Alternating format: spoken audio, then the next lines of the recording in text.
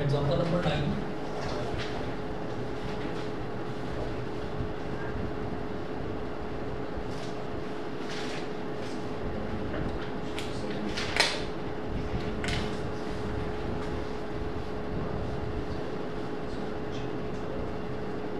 The sum of first three terms of a GP. The sum of first three terms of a GP is 13/12. Is 13/12, and their product is -1. And their product is -1. Full stop. Find the common ratio in the terms. Find the common ratio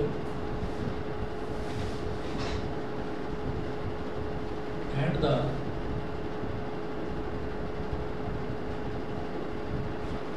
common ratio and the terms. तो एक चीज़ देखते हैं कि जब भी कभी हमें GP में 3 टर्म्स दे रखी होती है ना, तो वैसे तो आपका अगर मन करे तो आप वही मान लीजिए कि पहली टर्म ए, दूसरी टर्म ए आर, तीसरी टर्म ए आर स्क्वायर, वो मान सकते हैं। लेकिन ज़्यादा आसानी किसमें रहेगी? Let the first 3 terms let the first 3 terms of the GP be a upon r,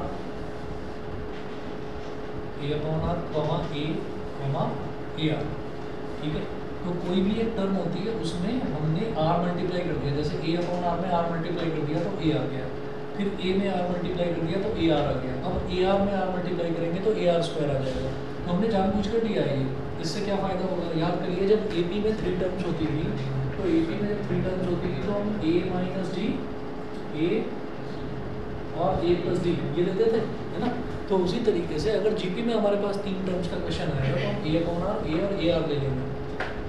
the sum of first 3 terms of a GP is this and their product is -1।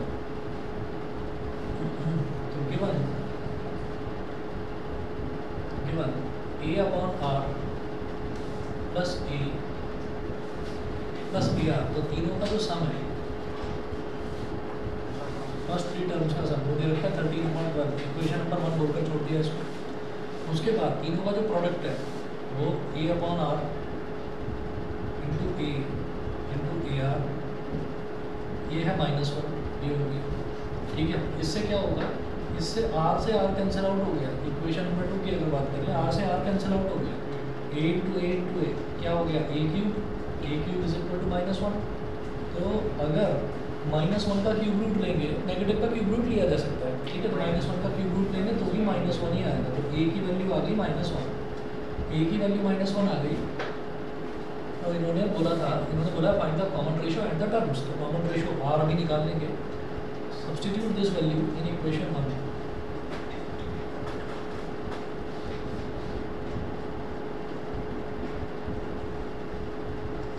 This value in equation 1। इस value को equation 1 में substitute करना है, तो a की जगह रख दिया -1 upon r plus -1 plus -1 into r is equal to -r हो जाएगा। 13/12, तो इधर भी -1 तो -1 को ले लीजिए कॉमन, -1 कॉमन ले लिया तो क्या आ गया? 1 upon r plus 1 plus r is equal to 13/12। ठीक, एलसीएम इधर -1 है, इसको ऐसे ही छोड़ देंगे, तो एलसीएम लेंगे तो ये 1 है, ये r इसमें 1 में मल्टीप्लाई हो जाएगा तो r, ये r इस r में मल्टीप्लाई हो जाएगा तो r square, 1 plus r square upon r is equal to 13/12।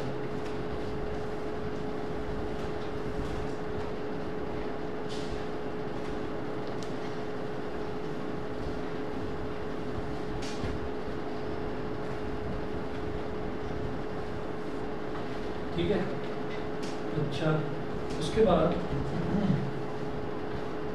इसको r को उधर ले जाओ, -1 और ब्रैकेट में 1 + r + r square, 1 + r + r square. ठीक है, 12 को इधर ले जाओ, 12 इधर आ गया और इस r को इधर ले जाओ तो 13r -1 -r minus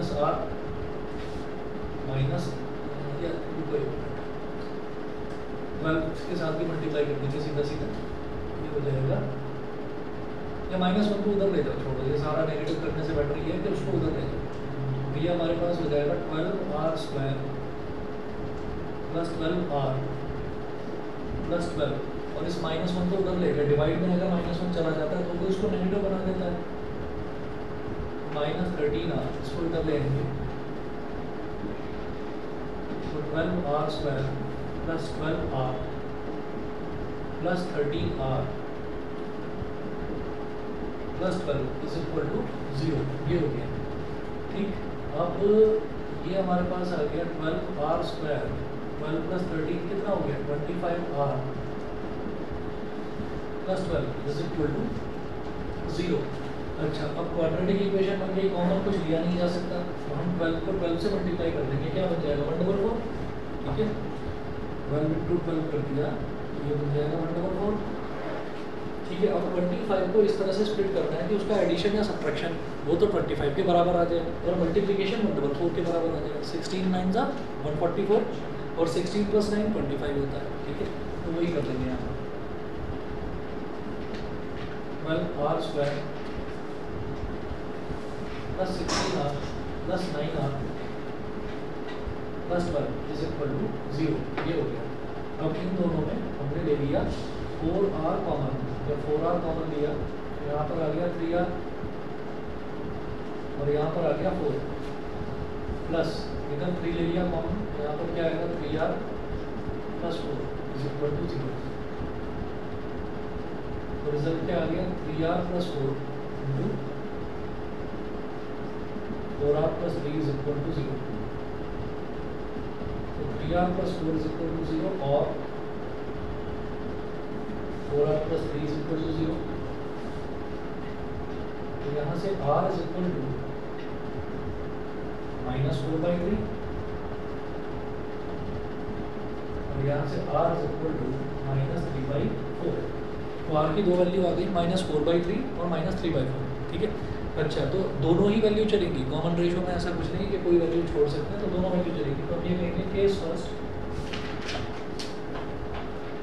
when r = -4/3, अगर r को -4/3 के इक्वल लेंगे तो हमारी जो तीनों टर्म्स हैं वो क्या हो जाएंगी,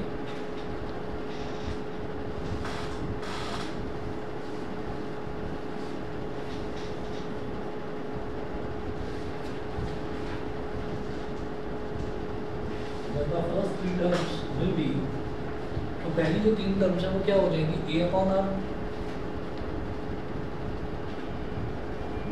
और a कितना आया, a की फिक्स वैल्यू आई है -1, तो -1/-4/3। ठीक है, और हम ये जानते हैं डिनोमिनेटर का डिनोमिनेटर न्यूमरेटर से मल्टीप्लाई हो जाता है, माइनस से माइनस कट गया तो पहली टर्म आ गई 3।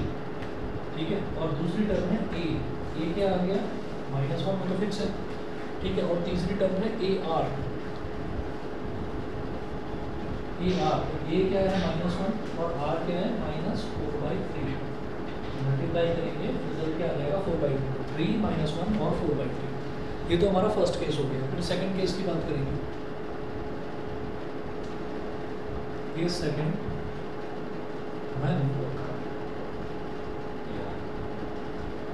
R = -3/4। अब अगर R की वैल्यू -3/4 है, सर A/R में 4 कम गया, 3/4 होगा, 3/4। ठीक है, यही बोल रहे थे तुम भी। चलिए, तो व्हेन R = -3/4 ये हो गया, तब क्या करेंगे, देन द फर्स्ट 3 टर्म्स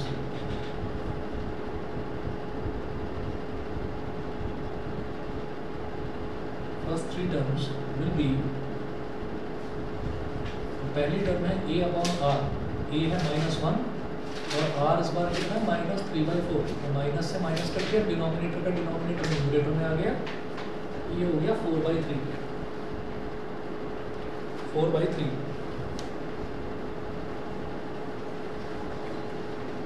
इसके बाद a तो -1 है और थर्ड टर्म क्या है ar, तो a कितना है -1 और r कितना है माइनस का 3/4, तो ये हो गया प्लस का 3/4, ये तीनों टर्म्स हो गए। एग्जाम्पल नंबर 9 के बाद आते हैं एग्जाम्पल नंबर 10 पर।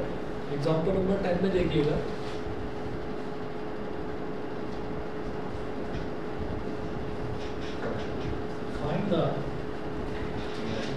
find the sum of the sequence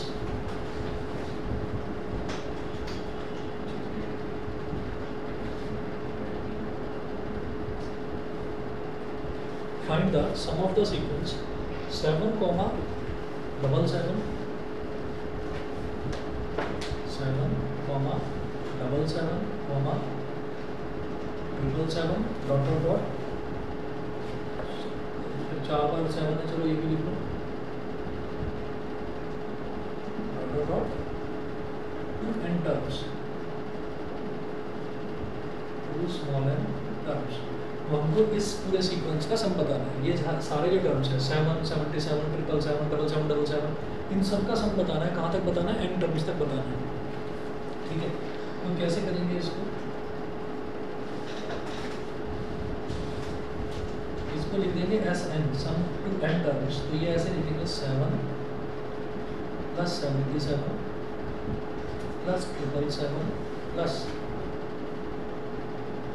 777 plus dot dot dot, ऐसे करके छोड़ दिया, ठीक है। और 2n टर्म्स, ये लिख देंगे 2n टर्म्स, मतलब एक टर्म है 1 बार 7 लिखा हुआ है, 2 टर्म्स हो गए तो 2 बार 7 लिखा हुआ है, 3 बार 7 लिखा हुआ है, तो इसका मतलब टोटल 3 टर्म्स हो गए, तो टोटल ना n टर्म्स होगी, मतलब 7 कितनी बार लिखा होगा? n टाइम्स लिखा होगा, ऐसा होगा। तो अब क्या करेंगे, ऐसा जब भी क्वेश्चन आता है जिसमें ना रिपीट हो रहे हैं नंबर्स, तो हम क्या करेंगे, सबसे पहले जो भी टर्म रिपीट हो रही हो उसको कॉमन ले लेंगे, है ना, मतलब उससे डिवाइड करेंगे हर एक को। तो 7 अगर कॉमन ले लेंगे तो क्या हो जाएगा, ये 7 आ गया, ये हो गया 1 + 11 + 111 + 1111 + 111, ठीक है। और 2n टर्म्स, ये लिख दो, ये ब्रैकेट क्लोज, ठीक है। तो सबसे पहला जो हमारा काम है, सबसे पहला जो टारगेट है वो तो यहीं पर अचीव हो गया कि हमको 1 11 111 11 11 ये लिखना था।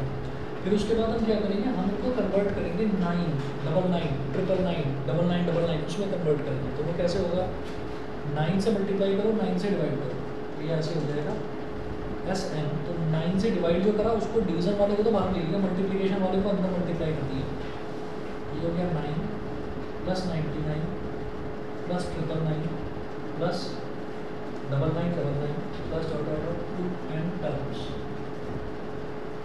हमने इतना लिख दिया। यहाँ तक करने के बाद में तो कुछ भी दे रखा हो आपको, 5 55 555 कुछ भी दे रखा हो, या डेसिमल में नंबर दे रखे हो, तो कॉमन लेकर आपको कुल मिलाकर ये वाली फॉर्म लेकर आनी है। ये फॉर्म लाने के बाद आप देखिएगा आसानी हो जाएगी काफ़ी। देखो 9 वाले फॉर्म में लाने से होता है, हाँ इस वाले फॉर्म में लाने से होता है, बस अभी एक स्टेप नहीं समझ में आएगा, अभी बताए अगले स्टेप में समझ जाओ।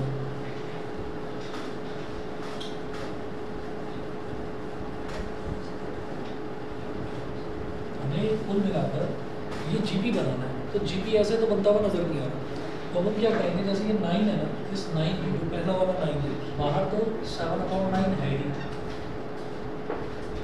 ठीक है। और जो ये 9 है इस 9 को हम लिखेंगे 10 - 1 प्लस ये 99 है, इसको लिखेंगे 100 - 1 प्लस 999 को क्या लिखेंगे 1000 - 1 प्लस 9999 को लिखेंगे 10,000 - 1 plus dot dot dot n terms, ये हो गया, ठीक है। अब सब कुछ ऐड ही तो हो रहा है, तो इसमें क्या करिए, इसमें 10, 100, 1000, 10,000 इन सारी टर्म्स को एक तरफ रखो। ऐसा is equal to 7/9 into 10 plus 100 को क्या लिखूंगा, 10 का स्क्वायर, 1000 को क्या लिखेंगे, 10 का क्यूब, 10,000 को क्या लिखेंगे, 10 की power 4 dot dot dot to n terms, ठीक है। उसके बाद फिर क्या है, इधर से भी -1 -1 -1 -1 -1, तो -1 कितनी बार आ रहा है, n टाइम्स आ रहा है वो भी, क्योंकि n टर्म्स है, तो माइनस ले लिया कॉमन और यहाँ लिखेंगे 1 + 1 + 1 + 1 + dot dot dot dot n times, ठीक है। 1 को 2 बार ऐड करा तो क्या हो गया 2, 1 को 3 बार ऐड करा तो 3, 4 बार ऐड करा तो 4, n टाइम्स ऐड करेंगे तो n हो जाएगा। तो ये जो पूरा ब्रैकेट है, इस पूरे ब्रैकेट की जगह मैं लिख दूंगा n, है ना, इसकी जगह तो n आ जाएगा। तो ऐसा इज इक्वल टू 7/9, और ये जो पहला वाला ब्रैकेट है ये जीपी बन गया, ये पहला वाला ब्रैकेट जीपी बन गया, ठीक है। अच्छा जीपी कैसे बना, आप ये देखिए, इसमें पहला टर्म है 10, दूसरा टर्म मतलब a जो है वो तो 10 हो गया, कॉमन रेशियो जो है वो भी 10 हो गया, और नंबर ऑफ टर्म्स कितनी हो गई n, number of terms n है ही, तो a इंटू आर की पावर n, यानी कि 10 इंटू कॉमन रेशियो भी 10 ही है, तो 10 की power n -1, a into R की power n -1 upon r -1, r -1 मतलब 10 -1 माइनस, ये क्या बना है पूरा का पूरा जो ब्रैकेट, दोबारा से समझ लीजिए, 1 को 2 बार ऐड करूंगा तो 1 + 1 2 बन गया, 1 को 3 बार ऐड करेंगे तो 3 बन गया, 1 को n टाइम्स ऐड करेंगे तो n बन जाएगा, बाहर माइनस है -n, ये हो गया, ठीक है। अब क्या करें, अब थोड़ा सा और चाहे कि वैसे तो हो गया, अब चाहो तो थोड़ा और सिंप्लीफाई कर लो, तो 7/9 मुझे सम ऑफ n टर्म्स ही बताना था इसमें, तो ये हो गया 10 इंटू 10 की पावर n -1, और जब एलसीएम लेंगे तो 10 - 1 क्या हो गया 9, तो ये इधर हो जाएगा 9n, और अपॉन 9 ये हो गया, तो ऐसा नहीं इक्वल टू, अब इस 9 को चाहे तो बाहर लिख लो, तो 7/81, और ब्रैकेट में ये हो गया 10 की पावर n + 1, 10 की पावर 1 और 10 की पावर n, तो 10 की पावर n + 1 -10 और -9, ये है बात करो जरूरी नहीं है, ये ज़रूरी नहीं है, आपने यहाँ तक कर दिया ठीक है, पर ये इसलिए समझाया है क्योंकि कई बार ना ऐसे क्वेश्चन में ये आ जाता है कि prove that the sum of this terms is equal to this, ठीक है। तो अगर प्रूव करने के लिए आ गया कि बिल्कुल यही करना है तो थोड़ा सा सिंप्लीफाई कर देंगे, ठीक है। तो बस वो सिंप्लीफिकेशन ये सब बच्चे जानते ही हैं, इसमें कोई ऐसी बड़ी बात नहीं, ठीक है। चलिए जी, इन्होंने देखो यहीं तक छोड़ा है, इन्होंने यहीं तक छोड़ दिया, बस 10 - 1 को 9 लिखा है जो इन्होंने आंसर करा, ठीक है जी। इसके बाद अगला देखेंगे एग्जांपल नंबर 11, ऑनलाइन वाले बच्चे बताएं भाई सभी को क्लियर है, यस सर, ठीक है। चलिए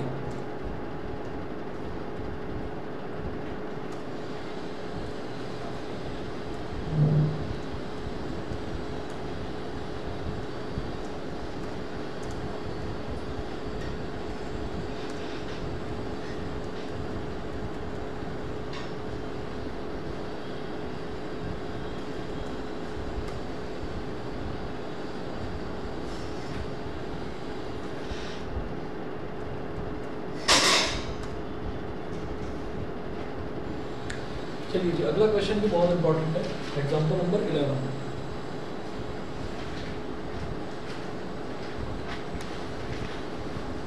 एग्जांपल नंबर 11 में है, a person has 2 parents,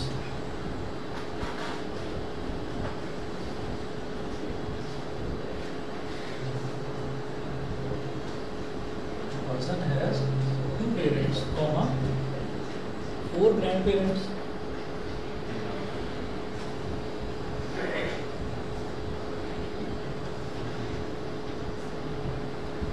has 2 parents, 4 grandparents, 8 great grandparents, 8 great grandparents,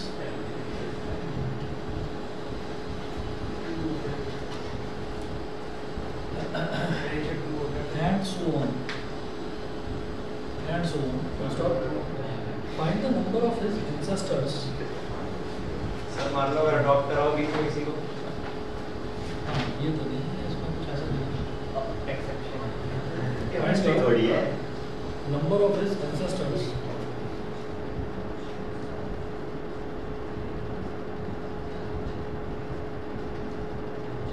find the number of his ancestors during the 10 generations preceding his own.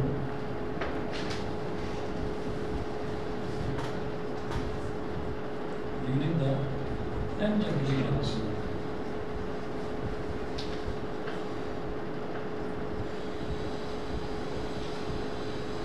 preceding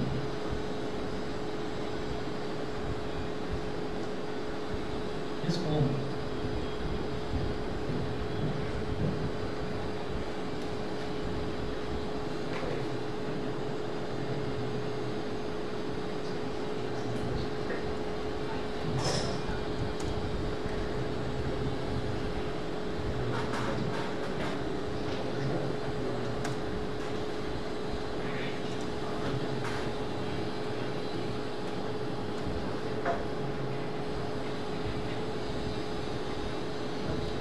चलिए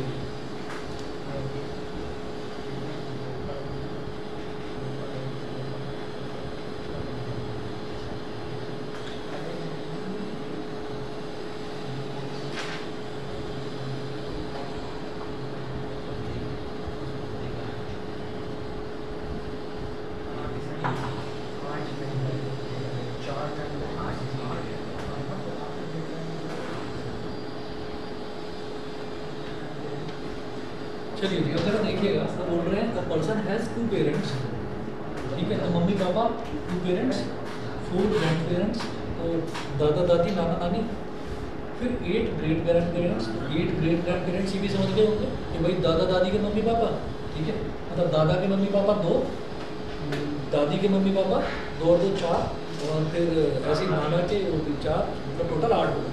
तो अब इससे वो ये कह रहे हैं कि प्रीसीडिंग हिज ओन, तो कोई जो पर्सन है उससे मतलब उसको प्रीसीड करना है, मतलब पीछे की जनरेशन देखते जाना है, तो उसको अपनी 10 जनरेशन्स में टोटल ये बताना है कि कितने उसके एंसेस्टर्स हुए, है ना, पिछली 10 जनरेशन्स में टोटल एंसेस्टर्स कितने हुए। हाँ हम ये करेंगे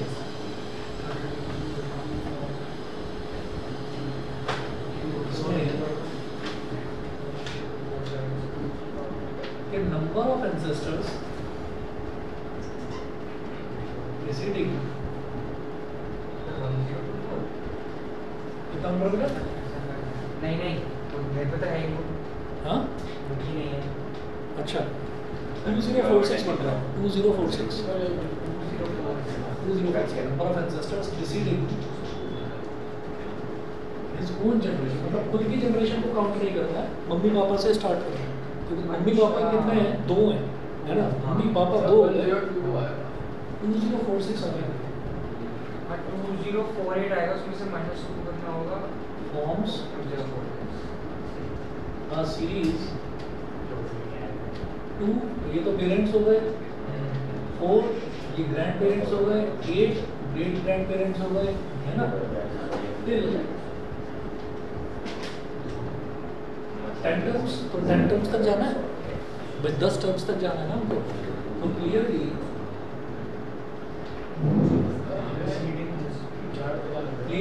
A is equal to 2, R is equal to कितना हो गया? R भी 2 है, कॉमन रेशो भी 4/2 करो तो भी 2, 8/4 करो तो भी 2, ठीक है, and n is equal to 10, n is equal to है क्या नहीं होगा, क्या क्यों? क्योंकि अगर पावर 10 करेंगे तो फिर तो 1/2 आएगा, 11 तो आएगा n-1। अरे नहीं, आप ये देखिए ना भाई, आप सबसे पहले देखिए उसने कहा कि प्रीसीडिंग हिज ओन, तो हम जो अपनी जनरेशन है हम अपने को छोड़ देते हैं, हम पेरेंट्स पर आते हैं, तो पेरेंट्स हो गए फर्स्ट टर्म, तो 2 पेरेंट्स मम्मी पापा, ठीक है, उनके बाद का कंटिन्यूएशन होगा ना, ये 2 का भी ऐड होगा, 2 को तो ऐड करेंगे भाई, उसने कहा ना प्रीसीडिंग हिज ओन, तो शुरुआत किससे हो रही है? अ पर्सन, तो उस पर्सन की बात हो रही है ना, तो पर्सन के कितने एंसेस्टर्स हैं, ठीक है, अगर प्रीसीडिंग ना होता तो n की वैल्यू क्या है? अगर प्रीसीडिंग ना होता तो हम n की वैल्यू क्या है? तो हम n की वैल्यू क्या लेते हैं? अच्छा, तो फिर हम इस पर्सन को भी काउंट कर लेते हैं, n की वैल्यू भी फिर हम 10 ही लेते, लेकिन लास्ट में इस पर्सन को भी काउंट कर लेते। वो अगर ये बोल देते एंसेस्टर्स की बात ना करें, वो सिर्फ ये कह दें कि भाई पूरी जो चेन है उसमें हाँ वो कितने थे, है ना, वो काउंट करो, तो उसमें बस ये एक पर्सन और ऐड हो जाता। हाँ, अगर बता रखा होता कि इसके एक या दो सिबलिंग्स और हैं, तो मान लो ये हो गया, बाकी दो इसके सिबलिंग्स हो गए, वो और ऐड हो गया, बस तो हो गया ना। तो सीधा फॉर्मूला लगाना, तो इनका सबका टोटल निकालना है, सब निकालना है। तो S10 is equal to A R की पावर n यानी कि R की पावर 10 -1 अपॉन R -1। तो A कितना है 2, R कितना है वो भी 2 की पावर 10 -1 अपॉन 2 -1। बताओ भी समझ गए कि नहीं? तो 2 मल्टीप्लाइड बाई 2 की पावर 10 कितना होता है 1024 -1, तो 2 into 1023, तो 2 3 is 6, 2 2 is 4, 2 3 is 2046 आप हो गया। हाँ ऐसा तो नहीं है कि 10th टर्म निकाल दी थी आपने? ऐसा 10th टर्म तो नहीं निकाल दी थी? मैंने निकाली। तो 2046 आ गया। The number of ancestors preceding the person is 2046। हाँ जी, ऑनलाइन वाले बच्चे बताएं, क्लियर?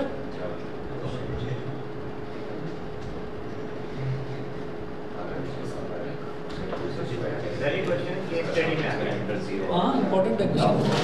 एक क्वेश्चन और है, वो पता नहीं एनसीईआरटी में दे रखा है नहीं, ठीक। अभी तो तुम्हारे जैसे पेपर आने वाले हैं ना, तो मैं थोड़ा सा उस मोड में हूँ कि मैं इसमें आरडी का नहीं करा रहा हूँ क्वेश्चन।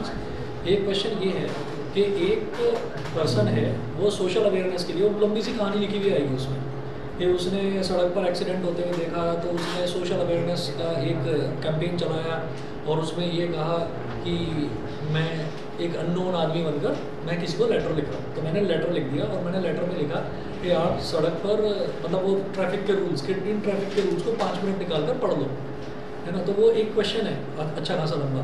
तो वो उसमें क्या करता है, वो उसमें 50-50 पैसे के, हाँ केस स्टडी है, वो 50-50 पैसे के उस लेटर में वो जो है उसमें वो 4 एनवलप्स डालकर भेज देता है। इनलैंड लेटर के जो एनवलप आते हैं ना, पोस्टल स्टैंप लगी रहती है 50 पैसे वाली, तो पुराने ज़माने का क्वेश्चन हुआ, तो आजकल तो शायद 2 रुपये का होता है। तो वो 50 पैसे वाले वो 4 वो डालकर भेज देता है और फिर उन सबसे रिक्वेस्ट करता है कि आपको भी आगे 4-4 लोगों को ये लेटर की चेन जो है वो ख़त्म नहीं होने देनी। किसी फिल्म में भी आया था ये। तो वो कहता है कि भाई ऐसे करते करते ये बताइए कि जो 100th चेन होगी तब तक कितने लेटर्स पोस्ट करे जा चुके होंगे और टोटल कितना मनी इसमें, कितना पैसा इसमें इन्वॉल्व होगा, ये चीज़। अब वो जो भी है कहाँ है ना, तो वो वाला भी एक क्वेश्चन है, कहोगे तो मैं भेज दूंगा इसी के जैसा। चलिए जी, अब एक जो अगला, अब छोड़ो उसको, अगला टॉपिक देखिएगा geometric mean. Geometric mean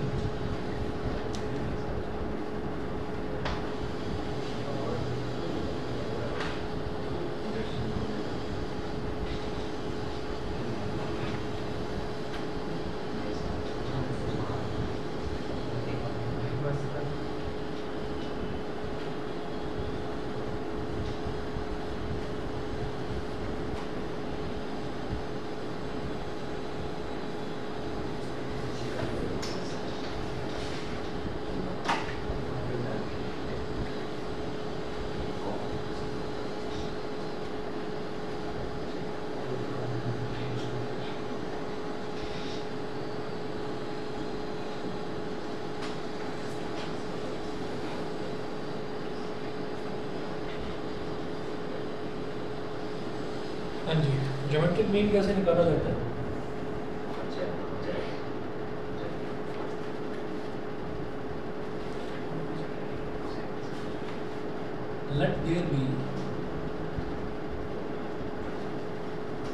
Let there be two numbers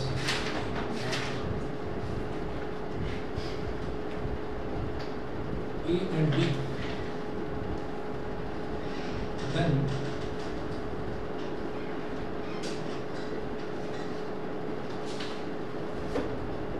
geometric mean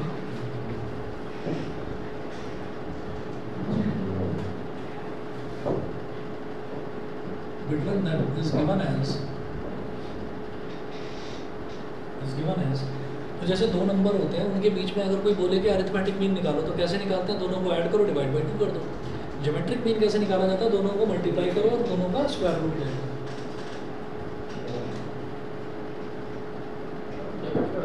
ji is equal to under root A B. तो एक तो ये हो गया, अगर एक सिंगल ज्योमेट्रिक मीन निकालना है।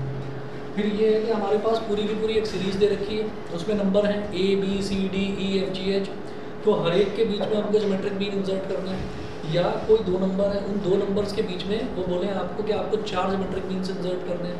ऐसे जैसे मान लीजिए यहाँ पर ए है और बी है, ठीक है, तो वो कहेंगे इसके बीच में आपको 4 ज्योमेट्रिक मीन्स इंसर्ट करना है। मतलब आपको इंसर्ट करना है G1 G2 G3 और G4, ये 4 टर्म चलानी है। हाँ 4 टर्म चलानी है। 4 टर्म बीच में इंसर्ट करनी है इसको, ठीक है। अब वो जो 4 टर्म हम बीच में इंसर्ट करते हैं तो वो किस तरीके से करे जाएगा वो देखिएगा। जैसे मान लीजिए हमने G2 निकाल लिया, ये A है, G1 G2 G3 G4 और लास्ट में B। तो जैसे कि A है और G2 है, तो A और G2 अगर इन दोनों को मल्टीप्लाई करें और उसका स्क्वायर रूट ले लें तो वो G1 के बराबर आएगा।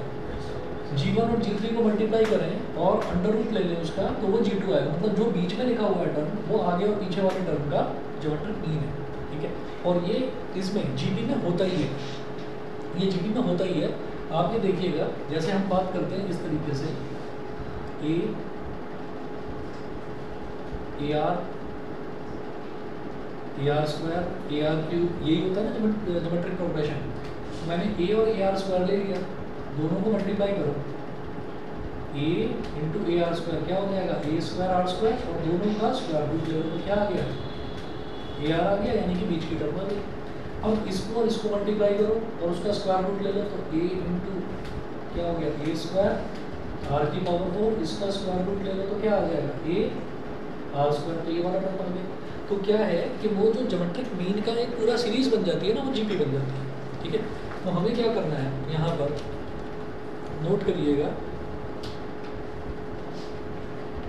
कि इफ वी वांट टू, हमेशा 2 नंबर के बीच में होता है। हाँ हमेशा 2 नंबर के बीच में होता है, तो 3 हाँ हमेशा 2 नंबर के बीच में निकलेगा। 2 नंबर के बीच में अगर आपसे कह दिया कि 5 ज्योमेट्रिक मीन इंसर्ट करिए, है ना, तो आपको 5 ऐसी टर्म्स डालनी है बीच में कि पहली और आखिरी टर्म, उन दोनों को मिलाया, पहली और आखिरी को तो 2 टर्म हो गई, और बीच में आपको 5 टर्म इंसर्ट कर दिए, टोटल 7 टर्म हो गई। तो वो 7 की 7 टर्म जो है वो एक GP बना दे, बस ये करना है।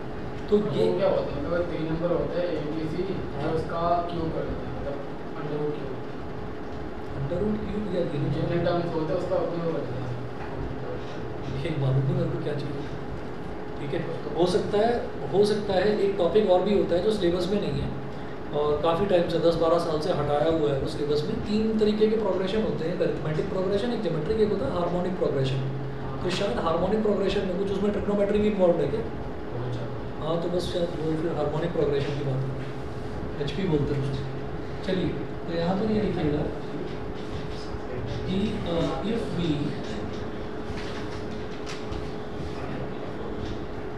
if we wish to insert n GMs, geometric means, if we wish to insert n GMs between 2 terms A and B,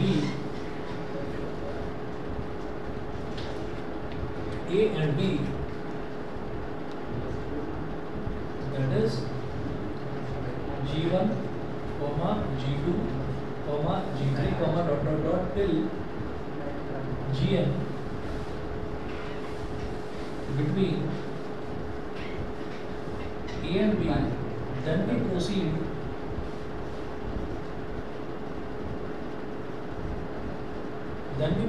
as G1 is equal to AR, बल्कि एक काम करिए, then we proceed as R is equal to, अब R किस तरीके से निकालेंगे वो देखिएगा, B/A की होल पावर, B/A की होल पावर 1/n+1, ठीक है। तो जितनी भी टर्म्स आपको इंसर्ट करनी है, मान लो 4 टर्म्स इंसर्ट करनी है, तो B को A से डिवाइड करेंगे, B/A, और उसकी पावर में लिख देंगे 1/, मान लीजिए 4 टर्म्स इंसर्ट करनी है तो 4 यहाँ पर 4 आ जाएगा 1/4 + 1 तो 1/5 वो उसकी पावर हो जाएगी। तो पहले तो R निकालेंगे, उसके बाद R की कुछ वैल्यू आ जाएगी, फिर उसको यूज़ करेंगे। R के आगे हमारे पास कॉमन रेशो आ गया। एक फार्मूला बताइए। बताओ सर हम मतलब डिसाइड या फिर हमें दिया होता है हमें दे रखा होगा कि कितने हमको ज्योमेट्रिक मीन बीच में इंसर्ट करना है, अच्छा हमको दे रखा होगा। ठीक है, तो हमको सबसे पहले उसमें क्या करना है। मान लीजिए उन्होंने बोला n ज्योमेट्रिक मीन्स है, n कितने हो सकते हैं, 2 हो सकते हैं, 3 हो सकते हैं, 4 हो सकते हैं, 10 हो सकते हैं। तो हमको सबसे पहले R निकालना होगा। मान लीजिए उन्होंने दे दिया कि आपको 10 ज्योमेट्रिक मीन इंसर्ट करने हैं, तो 1/10 + 1 अब ये आ जाएगा कि 1/11। ये तो मेरे को निकालना नहीं आता, 11th रूट कैसे निकालूँ। तो वो 11 रूट कुछ इस तरह से निकलेगा, ये B और A कुछ वैल्यूज़ इनकी ऐसी दे रखी होंगी कि इनकी पावर में 11 आ जाएगा, समझ गए। तो फिर जब पावर की पावर होगी वो मल्टीप्लाई हो जाएगी, 11 से 11 कट जाएगा। तो मुश्किल नहीं है, अभी मैं करवाऊंगा, समझ में आ जाएगा। तो पहली चीज़ तो ये है कि याद रखना है आपको R = B/A की पावर 1/n + 1 ये होगा। अब G1 G2 G3 की वैल्यूज़ क्या होंगी वो देखिएगा। तो G1 = AR where G1 = AR, G2 = AR², G3 = AR³ and Gn = AR की पावर n-1। याद रखिएगा ये nth टर्म नहीं है, क्योंकि nth टर्म अगर होता तो उसको मैं स्मॉल a n लिखता हूँ। तो स्मॉल a n क्या होता है, AR की पावर स्मॉल n क्या होता है, AR की पावर n-1। ये ज्योमेट्रिक मीन है, तो जो n लिखा हुआ है ना वही आएगा पावर में, बस n-1 नहीं है। ये हो गया। अब इस पर एक क्वेश्चन देख लेते हैं। एग्जाम्पल नंबर 12 देखिएगा। Insert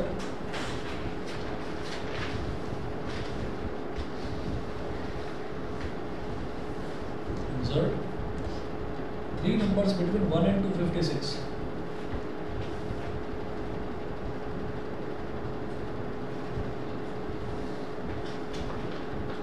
Three numbers between 1 and 256. So that the resulting sequence is a GP.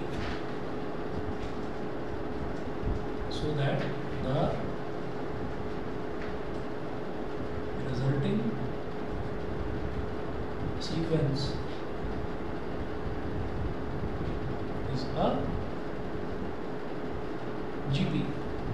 Insert 3 numbers between 1 and 256. तो 1 और 256 के बीच में आपको 3 नंबर इंसर्ट करने हैं, यानी कि 3 ज्योमेट्रिक मीन इंसर्ट करने हैं। तो ये 1 क्या हो गया हमारे लिए, A, और 256 क्या हो गया, B। तो A की वैल्यू 1 हो गई, B की वैल्यू हो गई 256।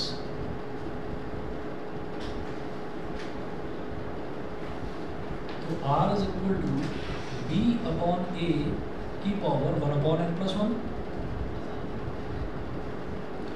तो R = 256/A कितना है 1, इसकी पावर 1/ कितने 3 नंबर्स मेरे को इंसर्ट करने, तो 1/3 + 1। हाँ जी, 256 क्या हो जाएगा, 4 की पावर 4, 4 की पावर 4। नीचे 1 तो लिखने की कोई खास जरूरत ही नहीं है, आना उसको। ये हो गया 4 की पावर 4 और ये क्या हो गया 1/4। पावर की पावर मल्टीप्लाई हो जाती है, तो 4 की पावर 4 × 1/4, ये कैंसिल आउट हो गया। तो R की वैल्यू आ गई 4। ठीक है, अब मेरे को 3 नंबर इंसर्ट करने हैं। तो 3 नंबर क्या हो गए, G1 G2 G3। G1 है AR, G2 है AR², G3 है AR³।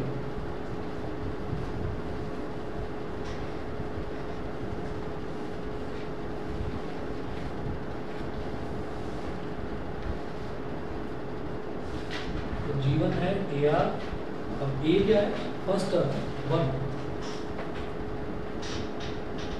1 × 4 4। G2 AR² तो 1 × 4 का स्क्वायर, ये हो गया 16। AR³ तो 1 × 4 का cube 64। Therefore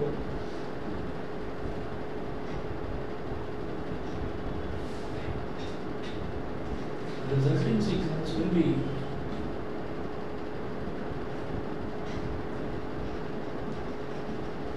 resulting sequence will be, सबसे पहला नंबर तो हमने ए लिया, दूसरा G1, फिर G2, फिर G3 और आखिरी नंबर B, ठीक है।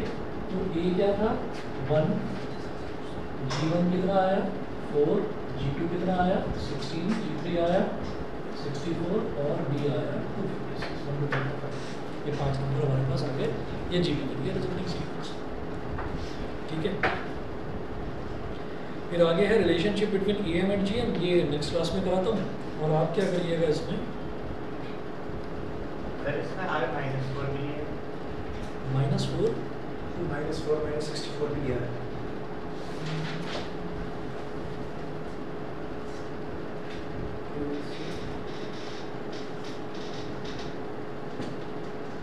अच्छा, R की पावर 4, इन्होंने इसको इस तरीके से करा है, इसको 1/4 है ना, तो इसको इस तरफ ले गए, R की पावर 4 इज इक्वल टू 4 की पावर 4।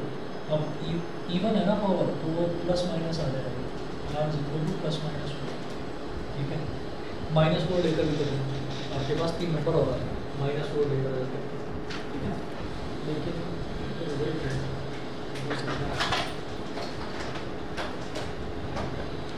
-4 वाला लेकिन ड्रॉप कर देंगे, पता है क्यों? क्योंकि 1 और 256 के बीच में नंबर इंसर्ट करना है, तो फिर जो वो टर्म्स आएंगी वो नेगेटिव टर्म्स उनके बीच में इंसर्ट नहीं करी जा सकती, तो इसलिए माइनस वाला ड्रॉप कर देंगे, पॉजिटिव वाला, ठीक है। चलिए आगे के क्वेश्चंस ट्राई करिएगा, एग्जाम कब बताएं 18 को, मतलब अगले मंडे को।